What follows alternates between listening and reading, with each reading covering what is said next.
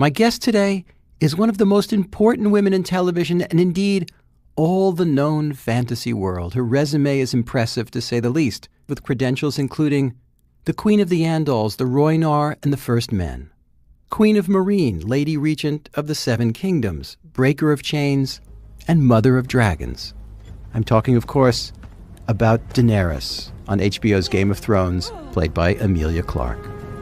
I am Daenerys Stormborn, of House Targaryen, of the blood of old Valyria. I am the dragon's daughter, and I swear to you that those who would harm you will die screaming. You will not hear me scream. She survived 7 seasons of Game of Thrones, and we're about to find out quite soon if she survives the 8th and final season. And if I said it's eagerly anticipated, that would be the understatement of the television decade. I spoke with Emilia Clarke just last week.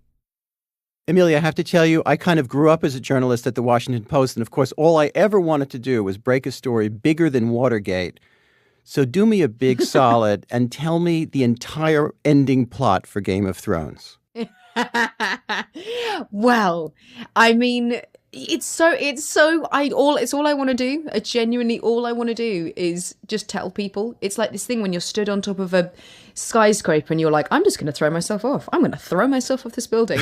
And I feel I feel the same about Game of Thrones. I feel like one day it's just going to come out because I can't keep it in anymore. What happens if you give up the plot? Do the cops come and get you? I think so. I genuinely think that's what will happen. I think that the HBO or Nightwalker is just going to turn up on my door and go, well, now it's time. Let me try a different tack then. Yeah, exactly. Wow. So in the first season, Daenerys goes from abused daughter of the ousted king into an unwanted marriage. Then she falls in love with her husband. He gets killed. She throws herself into his funeral pyre. She emerges from the fire reborn with 3 baby dragons. It's pretty incredible. That's season 1. What was the most memorable part of that season? Of that season, almost every minute of that season was memorable. I will never again, and I doubt anyone who's a part of it will feel the camaraderie and the just the joy of. It never felt polished. It never felt like anyone really knew exactly what was going on. Everyone was just running on adrenaline and trying to figure it out. And we knew we had something exciting, but we didn't really know what it was. And we're all new. I mean, I was a part of. I think there was like 6 or 7 of us who were all the same age, all with 0 experience, all British, all kind of just going, oh, this is pretty cool. But there's a number of moments that really stand out for me in that season. But I mean,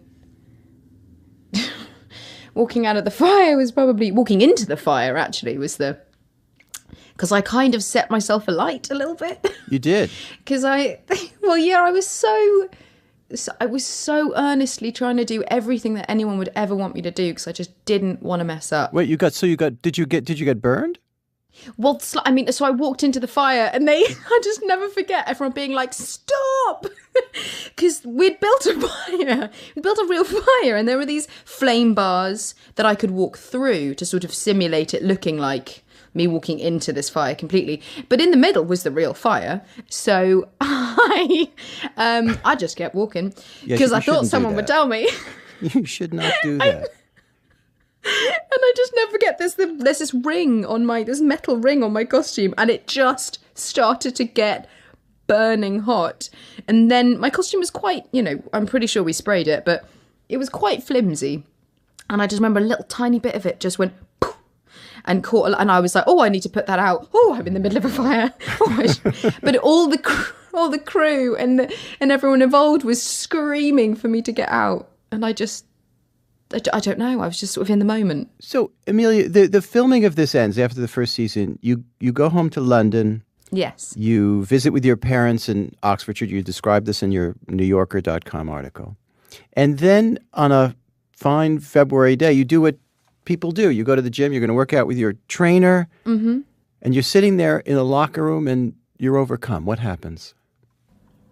Yeah, well, I really dragged myself to the gym that day. I'm sure anyone who's dragging themselves to the gym right now will empathise. But it was a kind of exhaustion that was sort of it was incredibly exhausting to even put on my shoes.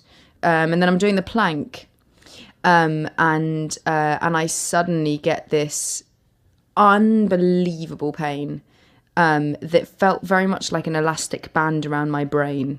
Excruciating. And whilst, you're used to things hurting in the gym, I was pretty aware quite early on that wasn't normal. So the rest is kind of blurry as to how I managed to get to the loo, but I sort of crawled my way there and then was just violently ill. And I knew in that moment, beyond a shadow of a doubt that headache like that and throwing up means brain damage.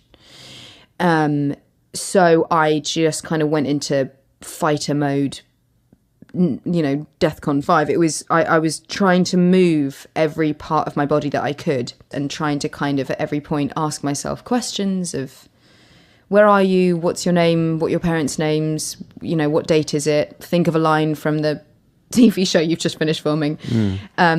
Everything I could to stay present in the moment that was just so much pain. And you're completely alone in the bathroom. Nobody can hear you? Well, I don't know what kind of noises I must have been making, but there's a woman who was in the stall next to me, and I've never seen her face. I don't know who she was at all, but she pulled me out of the bathroom and into the recovery position and was trying to get help. An ambulance turns up and someone's got my phone and I think they're calling my mum. And then I get in the ambulance and I arrive at this hospital in London after quite a bumpy journey, and they sort of don't quite know what to do because it's so hard to diagnose this. This being what?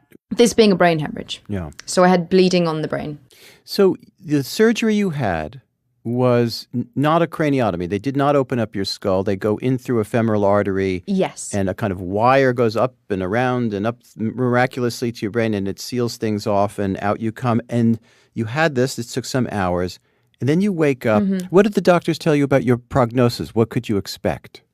I was so out of it before they put me under, before they gave me the surgery. So I had zero information as to what I was expected to feel or how I was. And that continued for at least the first week, of just not really knowing, not really being present. You write that there's a kind of 2-week barrier that you got to get past. And obviously you got past it. But after that, you experienced a real difficulty speaking or recalling your name. What describe that? Because that must have been scary as hell. Oh my God, yeah. So they wake you up every 2 hours in a brain ward, ask you questions. Where are you? What's the date? What's the Prime Minister? What's your name? They woke me up at 2 a.m. or whatever it was. And as I was getting very like, hey, listen, you don't need to keep waking me up every 2 hours. Okay, I know how to say my name, and I couldn't. In fairness, you have a long name. Yes. Emilia Isabel Euphemia Rose Clarke. My brain was screaming it. It was screaming the answer, but I knew that I wasn't forming the words. I couldn't make sense. And it was the scariest thing I've ever experienced in my life. I was, especially as someone who, as you're quickly realizing, talks a lot. Every part of me is relating to another human being. And in that moment, I felt if I can't communicate, I don't know how to do that. In the New Yorker piece, you describe thinking that you are not going to make it, and maybe that you don't want to. Yeah, it wasn't so much that I didn't think I was going to make it. It was that I wasn't prepared to make it. It was in that moment I asked them to just let me die, literally.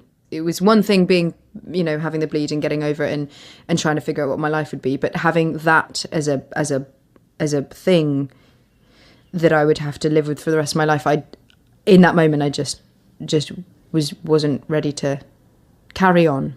Why did you decide to keep this catastrophe secret? Well, in the beginning, it was season 1. It was very much no one knows who the hell I am. I don't want to cause. I'm going to say this. I don't want to cause any trouble. I don't want anyone to think I'm not capable of doing the job that they've given me, which is my first big job. And you were scared they were going to take it away from you? Yeah, I think I was scared they were going to take it away from me. I think I just didn't want to be a bother. Okay, that's the most English thing I've ever heard. You didn't want to be a bother after brain surgery. Yeah. More than anything, I was a young girl who was given a huge opportunity, and I did not for any reason want to give anyone a reason to think I was anything other than beyond capable of fulfilling my duties that they'd given me. And I didn't even know what the show was at that point. All I knew was that I had a job. Well, your first duty was to deal with a publicity tour. The show absolutely blew up. Yeah. It became incredibly famous. It would become even more so as the seasons rolled on. How did you deal with that publicity tour while still not quite even remotely back to 100%? Well, HBO were incredible. It's only in looking back now that I realise how kind and generous they were with me. As I went to the photo shoots with my morphine bottle and straw. It was my first publicity shoot, and they made it just, well, we've got this room and you can just sit down, and actually this photo's just going to be lying down, and what else can we do to kind of make this a little bit easier for you? And those days were just an absolute haze of god-awful fatigue and fear. So HBO knew, obviously your family knew, but it's more or less a secret. You go back to film season 2. And you say in your essay that it was your worst season of the 8. Why is that? Yeah, well, it was season 1 was such a hard act to follow for Daenerys because, like I said, everything happened then. And then season 2, even in the books, she's sort of in a holding pattern. And at the same time, I was every day thinking I was going to die, and I didn't want to do that on set. Well, there was a big shadow hanging over you. You knew now that not only were you recovering from the aneurysm that you had surgery on, but you had another one, a small one, on the other side of your brain. Yes. So that was the thing that I missed out. But they told me quite early on. But it was we were dealing so much with the first one that we sort of just were like, oh, yeah, so there's another one on the other side. And it's only when you leave hospital that then that other one on the other side becomes your every thought. That maybe that's just going to rupture, because what would stop it from rupturing if the other one already has? But the second one was so small that the risk factor of operating was greater than just letting it be. The chances of it rupturing were low. So, but that was definitely my every thought. So the first surgery was in 2011. In 2013, yeah, you go in for another scan. You're in New York at this point. And they say, you know what, let's get rid of this thing now. It's gotten bigger. Easy peasy, we'll go in, it'll be no problem. Yeah, they were like, we'll make it so comfortable for you. Come on in. It'll be 2 hours in surgery. We'll keep you overnight just to keep an eye on you. Everything's going to be hunky-dory. And again, they go in through the femoral artery, not through the head. And you wake up from the procedure and you are told... Yeah, so they woke me up because they legally have to. I was actually in an operating room, I remember. And according to my parents, I was just screaming. Just wouldn't stop screaming. From pain? From pain, because they woke me up to say that the coils had got stuck, which is a risk factor when you're doing these, no surgery is 100%. So I had a much bigger bleed. And so they had to wake me up to say, listen, we have to put you into open brain surgery. We have to cut your head open and save your life. But we have to let you know that we're doing that and we need your verbal consent. So I remember my mum and my dad in the corner of the room, and my mum just being like, it's going to be all right. Yeah, you can say yes. You can say yes, it's okay. And obviously they're, reading you might die thing. So I go back under, and the story as my mum tells it is, because the first operation was about 8 hours, and then this operation was another 5, I think. So I'm in the second operation is happening, and they come down and they're like, we really don't think she's going to make it. We really think she's going to die because the bleed is huge. So then they come down and say to my mum, she's alive, but she's absolutely brain damaged. When blood doesn't get to a part of your brain, it literally in that moment will just stop working. And so they were like, we don't know what part of the brain it is, but that's gone. And then they come down half an hour later and go, woohoo! The blood has found very, very, very quickly found another way to get around this.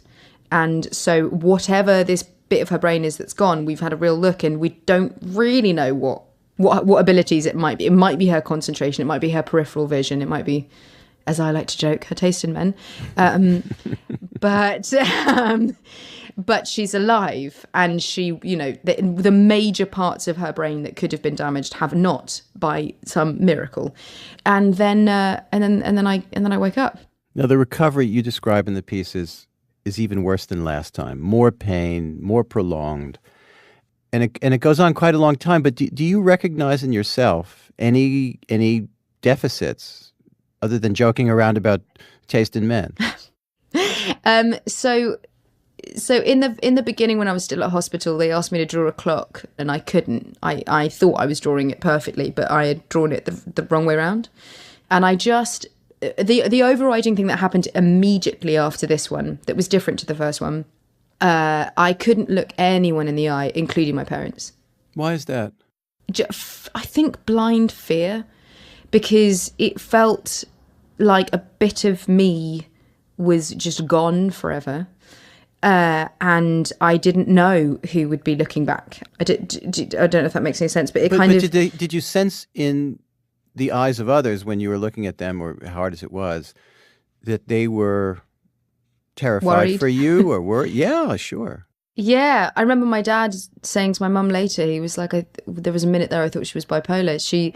I was so extreme in my emotions at that time. Those first 3 weeks were just pure turmoil, just scared. And I think I kind of exited the building, as it were, just from complete fear of just not knowing who I was, what was going on. The fact that I couldn't trust my mind. I think there's an innate fear in yourself that you have, that if that doesn't work, and if that could go wrong again, then what am I? How can I operate? How can I in any way exist in this world if I can't trust that my brain is everything I think it is? Probably an impossible question to answer, but how do you feel that you're a different person, or different in any way, now than you might have been having not gone through this double crisis?